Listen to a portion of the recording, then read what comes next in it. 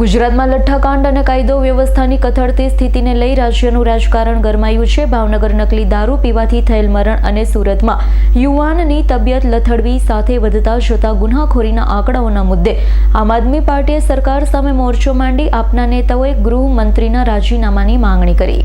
રાજ્યમાં દારૂબંધીના દાવાઓ વચ્ચે ભાવનગરમાં 9ના મોત અને સુરતમાં એક વ્યક્તિની તબિયત નકલી દારૂ પીવાથી લથડી હોય સમગ્ર રાજ્યમાં અરેરાટી વ્યાપી। આમ આદમી પાર્ટીના મતે આ ઘટના માત્ર દારૂબંધીની નિષ્ફળતા નથી પરંતુ ગુજરાતમાં કાયદો અને વ્યવસ્થા સંપૂર્ણપણે ભાંગી પડ્યાની સાબિતી છે।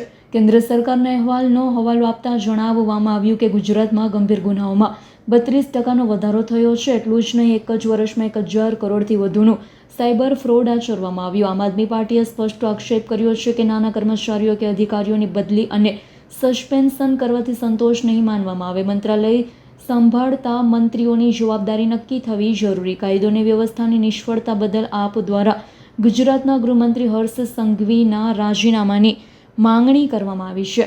સાથે જ મુખ્યમંત્રીને અપીલ કરાઈ છે કે જો તેઓ રાજીનામું ન આપે તો તેમને તાત્કાલિક અસરથી બરતરફ કરવામાં આવે।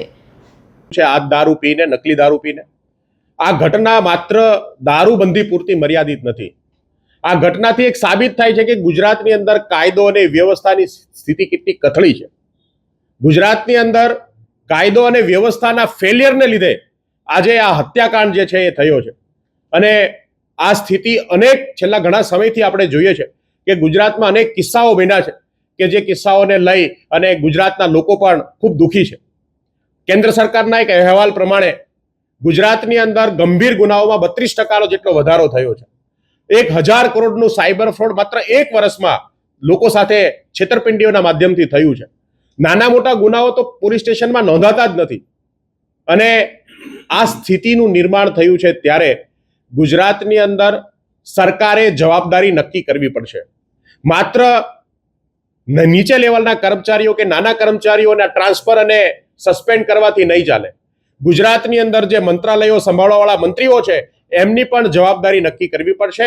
આમ આદમી પાર્ટી આ કિસ્સામાં છેલ્લા ઘણા સમયથી કાયદો અને વ્યવસ્થાનું જે ફેલિયર છે, નિષ્ફળતા છે, એને લઈ અને ગુજરાતના ગૃહમંત્રી હર્ષ સંઘવીનું રાજીનામું માંગે છે।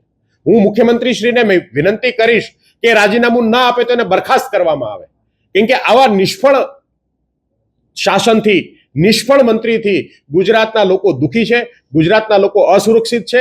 એક સમયનું સુરક્ષિત ગુજરાત આજે જંગલરાજ બન્યું છે। આ સ્થિતિમાં ગુજરાતના મંત્રીઓની પણ જવાબદારી નક્કી થવી જોઈએ, એમણે પણ જવાબદારી લેવી જોઈએ અને એમને સત્તામાં બેસી રહેવાનો કોઈ અધિકાર નથી। આભાર। Bureau report S9 news Surat.